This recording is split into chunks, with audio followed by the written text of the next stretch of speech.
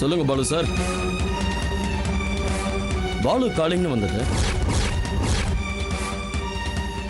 பேசுனது மேனேஜர் பாலு தானே? ஆ போகல அகிலா, உன்னை நெருங்கி வந்துகிட்டு இருக்கேன்.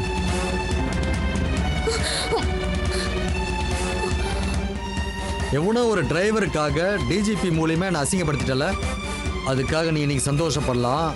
ஆனா அந்த சந்தோஷம் நீடிக்க போறதில்ல. உன்னை மனசுல வச்சோ உன்னை பழி வாங்கணும்னோ அந்த பிரகாசனை அரெஸ்ட் பண்ணல.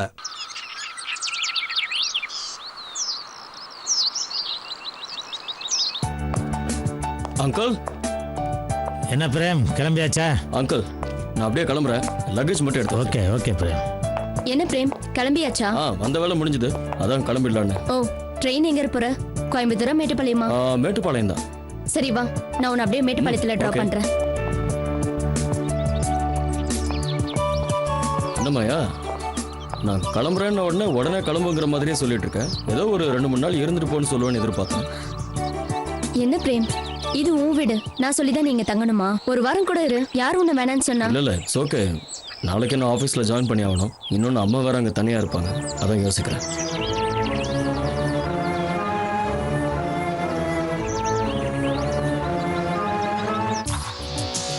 ஏதோ ஒரு விஷயம் மிஸ்ஸிங் மாயா. என்ன என்ன மிஸ்ஸிங்? ஏதாவது விட்டுட்டு வந்துட்டியா? உன் ரூம் செக் பண்ணி பார்த்தியா? நான் சொன்ன மிஸ்ஸிங் அது இல்லை. உன் முகத்தில் வழக்கமாக ஒரு உற்சாகம் இருக்கும். இந்த 2 நாளாக நானும் உன்னை பார்த்துட்டு தான் இருக்கேன். அந்த உற்சாகம் மிஸ்ஸிங். ஏய், என்னாச்சு உனக்கு? இல்ல பிரேம், நான் நல்லா தான் இருக்கேன். இல்லை மாயா, சென்னையில் பார்த்த மாயா இங்கே இல்லை. அதே மாயா தான். எஸ்டேட்ல சில ப்ராப்ளம்ஸ்லாம் ஓடிட்டு இருக்கு. லேபர் ப்ராப்ளம் ஒரு பக்கம், லேண்ட் விஷயமா கோர்ட்ல கேஸ் ஒரு பக்கம், இப்படி சில பிரச்சனைகள். எல்லாத்தையும் நான் தான் பார்க்க வேண்டியது இருக்கு. இந்த டென்ஷன்ல இருந்து ரிலீவ் ஆகணும் தான் 15 நாள் அங்கே வந்து ஜாலியா இருந்தேன். மாயா, நான் சொல்றேன்னு தப்பா நினைக்காத. இந்த சின்ன வயசுல உனக்கு இவ்வளோ டென்ஷன் தேவையே இல்லை. உன் டீ எஸ்டேட்டை லேஸுக்கு விட்டுட்டு நீ நிம்மதியாக இருக்கலாம். சந்தோஷமாக வாழ்க்கையை அனுபவிக்க வேண்டிய வயசில் இப்படி பிஸ்னஸ்னு ஓடிட்டு இருக்கிறது எனக்கு பிடிக்கல. நீ யாருக்காக இதெல்லாம் சேர்த்து வச்சிட்டு இருக்க? உன் லைஃபே ஒரு மோட்டிவ் இல்லாமல் போயிட்டு இருக்குன்னு நினைக்கிறேன். சரி, நான் கிளம்புறேன் மாயா. மேட்டுப்பாளையம் வரைக்கும் நான் உன் கூட வரனே. தேவையில்லை மாயா, உனக்கே 1008 வேலை இருக்கு. எதுக்கு நீ மேட்டுப்பாளையம் வரைக்கும் வந்துக்கிட்டு? நானே கிளம்புறேன். நான் சொன்னதை கொஞ்சம் யோசிச்சு பாரு. கண்டிப்பா. அங்கிள், நான் அப்படியே கிளம்புறேன். சரி பிரேம், நல்லபடியா போயிட்டு வா. அம்மாவை கேட்டதா சொல்லு. கல்யாணம் பண்ணிக்கிறேன், ஆனா ஒரு கண்டிஷன், நீங்க சென்னைக்கு வரணும். சரி பிரேம், கண்டிப்பா வரேன். சரி வா. பாய் பாய். பாய். டிரைவர், ஜாக்கிரதையா கொண்டு போய் விட்டு வாங்க. சரிங்க சார். பாய்.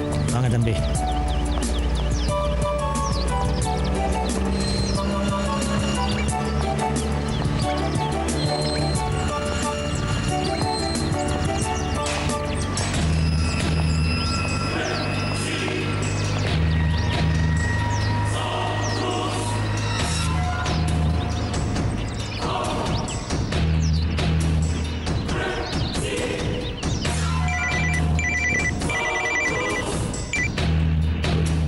சொல்லு மாயா. பாலு, பிரேம் கிளம்பியாச்சு, நீங்க வந்துடலாம்.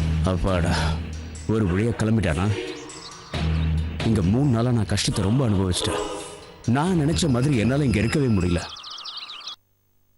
அங்க வந்து எழுதிதான் நான் பத்திரிக்கை ஆஃபீஸ்க்கு அனுப்பணும். சரி, ரெடியா, நான் வந்துடுறேன்.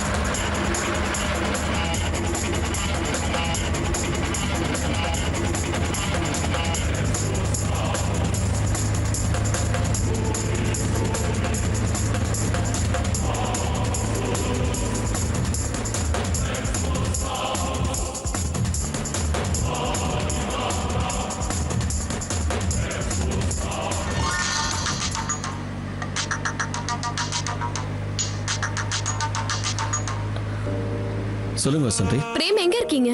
ஊட்டிக்கு வந்த வேலையெல்லாம் முடிஞ்சிருச்சு. ட்ரெயினை பிடிக்க மேட்டுப்பாளையம் வரைக்கும் வந்துட்டு இருக்கேன். நாளைக்கு காலையில் சென்னையில் இருப்பேன். மாயா எப்படி இருக்காங்க? அவளுக்கு என்ன, நல்லா தான் இருக்கா. மாயாவுக்கு உங்கள் நினைப்பு உங்கள் பிள்ளைங்க நினைப்பாக தான் இருக்கு. அடிக்கடி உங்களை பற்றி தான் பேசிகிட்டு இருக்கேன். பசங்க உங்களுக்கு கொடுத்த கிஃப்ட்டை நீங்க கொடுத்துட்டீங்களா? மாயாக்கு பிடிச்சிருந்ததா? ஓ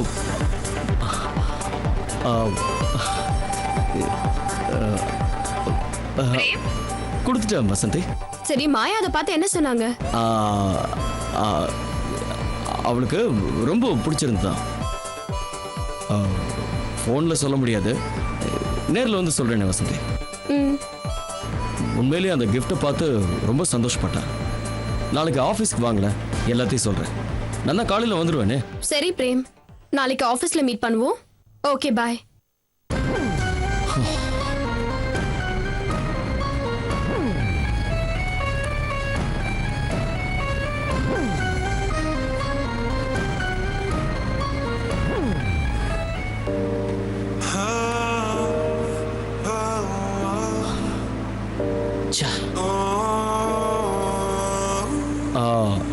அண்ணா, மாயா கிட்ட ஒரு gift கொடுக்கணும். நான் மறந்துட்டு வந்துட்டேன். அந்த கிஃப்ட்டை நான் உங்ககிட்ட கொடுக்குறேன். என்னை மேட்டுப்பாளையத்தில் ட்ராப் பண்ணிவிட்டு இதை மாயா கிட்ட கொடுத்துட்றீங்களா? சரிங்க சார். கிஃப்ட்டை பார்த்துட்டு மாயா என்ன சொன்னாங்கன்னு வேற வசந்தி கேட்டாங்க. குழந்தைங்களும் அதை தெரிஞ்சுக்கிறதுக்கு ரொம்ப ஆவலாக இருப்பாங்க. தப்பு பண்ணிட்டேங்க அண்ணா. இப்போ நம்ம திரும்பவும் எஸ்டேட் பங்களா வரைக்கும் போயிட்டு மறுபடியும் வந்து ட்ரெயினை பிடிக்க முடியுமாண்ணே? வந்துடலாம் சார். இப்போ ஊட்டி போனால் கூட கொடுத்துட்டு உடனே திரும்பினா 1.25 மணி நேரத்தில் மேட்டுப்பாளையம் ரயில்வே ஸ்டேஷன் போயிடலாம். அப்போ ஒன்று பண்ணுங்கண்ணே, காரை கொஞ்சம் திருப்புங்க, போயிட்டு வந்துடலாம். சரிங்க சார்.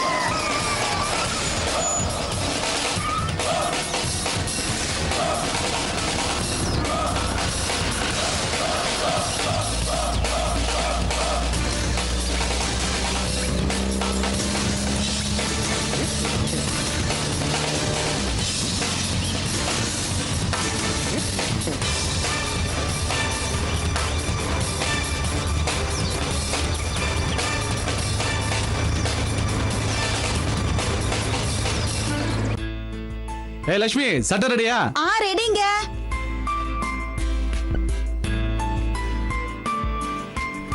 இந்தாங்க.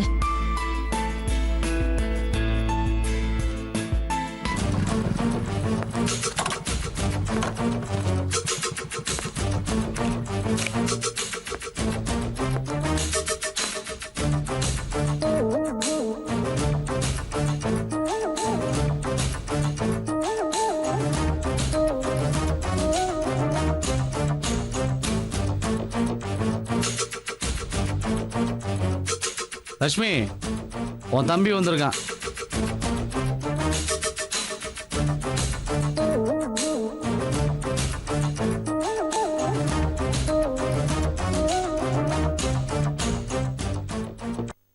மாமா, என்ன மன்னிச்சிருங்க மாமா. எவ்வளவு பெரிய தப்புன்னு தெரியாம பண்ணிட்டேன் மாமா. நீங்களும் சந்திரகா மேடம் இல்லைன்னா இன்னமும் நான் ஜெயில தான் இருந்திருப்பேன் மாமா. பெரிய ஆபத்துல இருந்து என்னை காப்பாத்திட்டீங்க. என்னால நீங்க ரொம்ப கஷ்டத்தை அனுப்பிச்சிட்டீங்க மாமா. உங்க இடத்துல வேற யாராவது இருந்திருந்தா எங்க அக்கா வீட்டை விட்டு அனுப்பிச்சிருப்பாங்க மாமா. மனசறிஞ்சு நான் இந்த தப்பை பண்ணல மாமா. சில பேரை நம்பி காசுக்கு ஆசைப்பட்டு இப்படியெல்லாம் பண்ணிட்டேன் மாமா. இனிமே இந்த மாதிரி தப்பான வழியெல்லாம் போக மாட்டேன் மாமா. உங்ககிட்ட மன்னிப்பு கேட்டு போகத்தான் வந்தேன். மன்னிச்சிட்டுன்னு ஒரு வார்த்தை சொன்னா போதும். இனிமே இந்த வீட்டு பக்கமே வரமாட்டேன். என்னால உங்களுக்கு எந்த தொந்தரும் வரும் மாமா. நீ இந்த வீட்டுக்கு வர வேணான்னு யாரும் சொல்லலை. அப்படி நாங்கள் நினைக்கவும் இல்லை. உன் கூட பிறந்தவங்க இருக்கா, கூட பிறந்தவளை பார்க்கக்கூடாது, இந்த வீட்டுக்கு நீ வரக்கூடாது, இங்கே வந்து சோறு சாப்பிடக்கூடாது அப்படிலாம் நான் நினைக்கவே இல்லை. அவ்வளோ தூரம் மனசாட்சி இல்லாதவங்க கிடையாது பிரகாஷ். நீ பண்ணது எல்லாமே தப்பு. வாழ்க்கையில் எப்போவுமே நம்ம யார் கூட சவகாசம் வச்சுக்கிறோன்றதான் ரொம்ப முக்கியம். கெட்ட சவகாசம் நல்ல மனுஷனை கூட தப்பான வழிக்கு மாற்றிடும். தப்பான ஆளுங்க கூட பழகிறத இதுக்கப்புறமாவது நிப்பாட்டிக்க. சரி மாமா, இனிமே அப்படிலாம் போக மாட்டேன். ₹1 காசு சம்பாதிச்சாலும் அது நம்ம உழைப்புல சம்பாதிக்கணும். அடுத்தவங்களை ஏமாத்தாம உழைச்சி சம்பாதிச்சு பாரு. அப்பதான் நிம்மதியான தூக்கம் வரும். தவறான வழியில் வந்த பணம் ஒன்னு என்ன பாடுபடுத்துச்சு. இனிமேல் அது புரிஞ்சு நடந்துக்க. எனக்கு இப்பதான் புரியுது மாமா. நீங்க போலீஸ்ல பிடிச்சி கொடுக்காம இருந்திருந்தா போலீஸுக்கு பயந்துக்கிட்டு நிம்மதி இல்லாம நான் ஓடிக்கிட்டு தான் இருந்திருப்பேன்.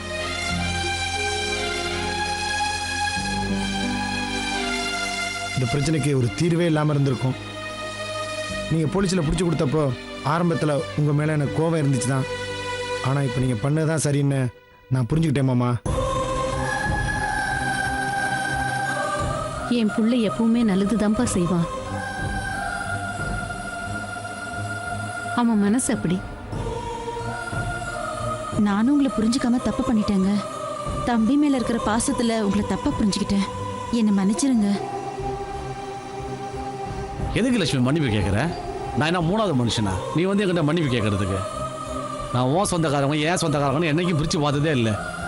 நம்ம சொந்தக்காரங்க எல்லாருமே ஒரே குடும்பமாக தான் பார்க்குறேன். லட்சுமி, உனக்கு எப்படி உன் தம்பி மேல பாசம் இருக்கோ அதே மாதிரி தான் குமரனுக்கும் அவன் தங்கச்சி மேல பாசம் இருக்கும். அவளுக்கும் இவன் தான் ஒரே அண்ணன், இவனுக்கும் அவ தான் ஒரே தங்கச்சி. முன்னெல்லாம் ஒரு குடும்பத்துல 7-8 பிள்ளைங்க இருப்பாங்க. இப்பதான் 1-2ன்னு பெத்துக்க ஆரம்பிச்சிட்டாங்களே. எல்லாம் சின்ன குடும்பமா ஆயிடுச்சு. அதுலயும் புரிஞ்சிக்காம ஆளுக்கு அடிச்சிட்டு நின்னா அப்புறம் சொந்த பந்தம் சொல்லிக்கிறதுல எந்த அர்த்தமும் இல்லாம போயிடும்.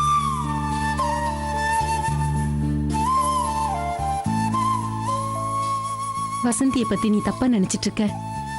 அதனாலதான் நீ அவ மேல கோவமா இருக்க. எங்களையும் வசந்தியை போய் பார்க்க விடாம தடுத்து வச்சிருக்க. வசந்தி உன் மேல திருட்டு பழி போட்டுட்டான்னு நீ தப்பா நினைச்சிட்டு இருக்க. அவ அந்த மாதிரி பொண்ணு இல்ல. யார் மனசையும் புண்படுற மாதிரி அவளுக்கு பேச தெரியாது. அவ ஏதோ ஒரு அர்த்தத்துல சொன்னா நீ அதை தப்பா புரிஞ்சுக்கிட்ட. இந்த வாழ்க்கை யாருக்குமே நிலை இல்லாததுமா. யார் முந்தி யார் பிந்தின்னு யாருக்கு தெரியும்? இருக்கிறவருக்கு அனுசரிச்சு வாழ்ந்துக்க வேண்டியதுதான். முன்ன பின்ன அப்படி இப்படின்னு இருக்கதான் செய்யும். பிரகாஷ் பணத்தை கொண்டு வந்து இங்க வச்சதுனால குமரனை போலீஸ்காரங்க கூட்டிட்டு போயிட்டாங்க. வசந்தி சொல்லிதான் குமரனை விட்டாங்க. அதுதான்மா பாசங்கிறது.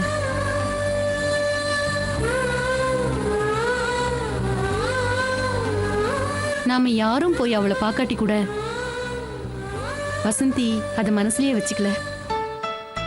அண்ணனுக்கு ஒரு கஷ்டம்னதும் தாங்க முடியாம போலீஸ்க்கு போன் பண்ணா. அடிச்சுக்கிட்டாலும் புடிச்சுக்கிட்டாலும் உறவு மாறாதுமா, பாசம் போகாது.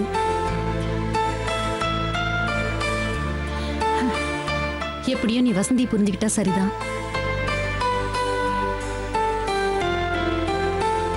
வா போலாம்.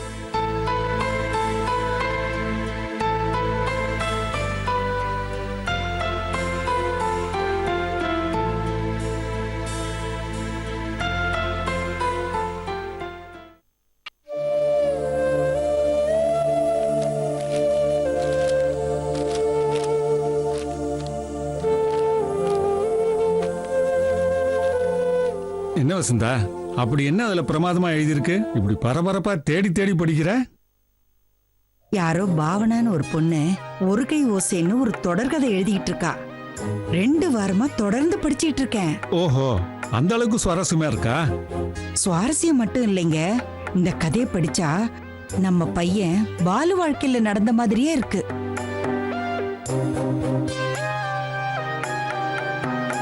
என்ன சொல்ற வசந்தா? ஆமாங்க, பாலு வாழ்க்கையை நேர்ல பாத்திருந்தா எப்படி எழுதுவாங்களோ அதே மாதிரி இந்த கதையில எழுதியிருக்காங்க. பாலு வாழ்க்கையை நேர்ல பாத்திருந்தா எப்படி எழுதுவாங்களோ அதே மாதிரி இந்த கதையில எழுதியிருக்காங்க. போன வாரம் ஹீரோவுக்கு பொண்ணு பார்க்க பொண்ணு வீட்டுக்கு வந்து இறங்குறாங்க. அதோட அந்த கதையை முடிச்சிருந்தாங்க. இதுல என்ன ஆச்சரியம்னா, நானும் நீங்களும் பாலுவுக்கு வசந்திய பொண்ணு பார்க்க போகும்போது என்னெல்லாம் நடந்துச்சோ அதையெல்லாம் அப்படியே போன வாரம் எழுதியிருந்தாங்க. இந்த வாரம் பொண்ணு பார்க்குற அத்தியாயம் வரப்போகுது. அதான் படிக்கிறதுக்கு ரொம்ப ஆர்வமா இருக்கேன்.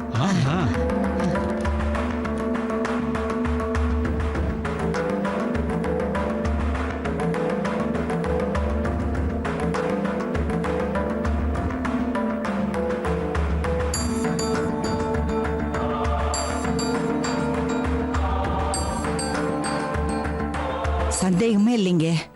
நம்ம குடும்பத்தை பத்தி நல்லா தெரிஞ்சவங்க யாரோ தான் இந்த கதையை எழுதிட்டு இருக்காங்க. நாம வசந்திய பொண்ணு பார்க்க போயிருந்தப்ப அவங்க அண்ணன் பஸ் ஸ்டாண்டுக்கு டிராக்டர் கொண்டு வந்திருந்தானே, ஞாபகம் இருக்கா?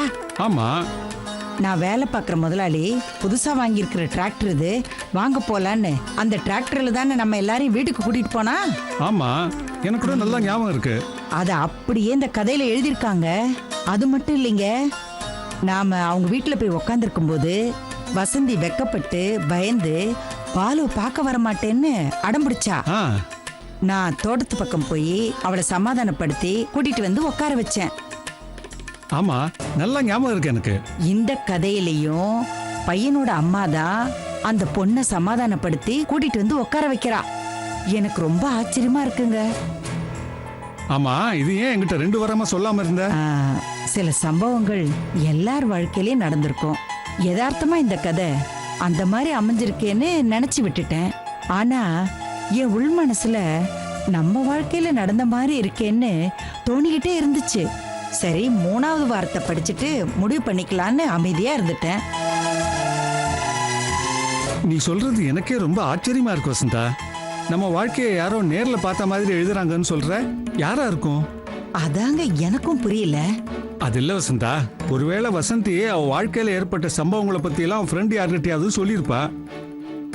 ஒருவேளை அதை கேட்டு அவங்க கதையா எழுதுறாங்களோ என்னவோ. யார் எழுதுறாங்கன்னு தெரியல, ஆனா இது நம்ம கதை தான். நம்ம வாழ்க்கையில நடந்த கதை தான். பாலு வாழ்க்கைய அப்படியே வெளிச்சம் போட்டு காட்டுற மாதிரியே இருக்கு. ஒன்னு செய் வசந்தா, வசந்தி இப்போ வேலைக்கு போறதுனால அவளுக்கு இந்த கதையை படிக்கிறதுக்கு நேரம் இருக்காது. நீ போய் வசந்தியை பாரு, இந்த கதையை கொண்டு போய் காட்டு. அவ என்ன சொல்றான்னு பாரு. பாவனான்னு அவளுக்கு ஒரு ஃப்ரெண்டு இருக்காளா, அவகிட்ட இவ சம்பவங்களை பத்தி எல்லாம் சொல்லி இருக்காளா அப்படின்னு கேளு. ஆமாங்க, போன வாரமே இந்த விஷயத்த வசந்தி கிட்ட போன்ல சொல்லலாம்னு நினைச்சேன். தேவையில்லாம அவளை போட்டு குழப்ப வேண்டாமேன்னு விட்டுட்டேன். ஆனா இந்த அத்தியாயத்தை படிச்சதுக்கு அப்புறம் கண்டிப்பா வசந்திய பார்த்து இத பத்தி கேட்கணும்னு தோணுது. 2 வாரமா ஒருகை ஓசைங்கிற பேர்ல வர்ற புத்தகத்தை வாங்கி வச்சிருக்கேன். 3 வார புத்தகத்தையும் எடுத்துட்டு போய் அவகிட்ட காட்டுறேன். அது வரைக்கும் நான் படிச்சுட்டு இருக்கேன், கொடு. ஐயோ, இருங்க. இதுக்கு முன்னாடி வந்த 2 வார புத்தகத்தையும் தரேன். முதல்ல இருந்து படிங்க, அப்பதான் நான் சொல்றது சரிதான்னு உங்களுக்கு புரியும். சரி, எடுத்துட்டு வா போ. சரி.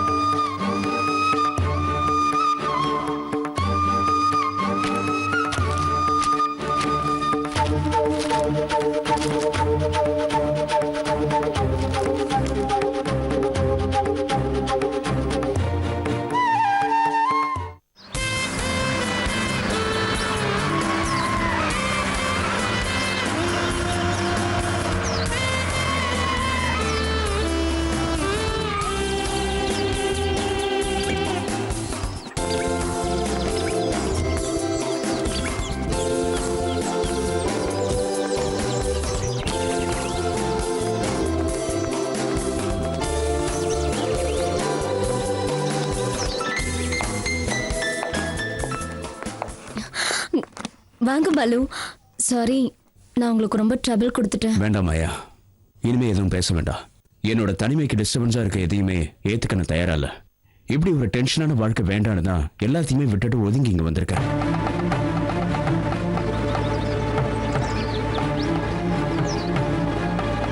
பிரேம் திடீர்னு வருவான்னு எதிர்பார்க்கல. அவன் முன்னாடி இன்ஃபார்ம் பண்ணிட்டு வந்திருந்தா அவனை எங்கேயாவது வெளியில தங்க வச்சிருப்பேன்.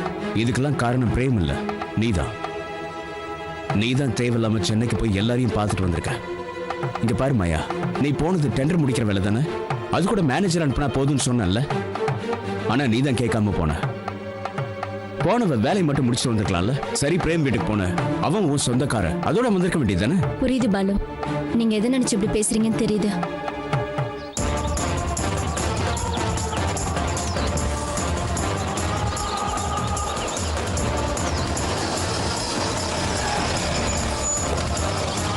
என் பிசினஸ்லயே நான் யாருக்கும் கடன் வச்சது கிடையாது. யாருக்காவது 5 ரூபாய் தரணும்னா கூட 50 ரூபாய் செலவு பண்ணி போய் நான் கொடுத்துட்டு வருவேன்.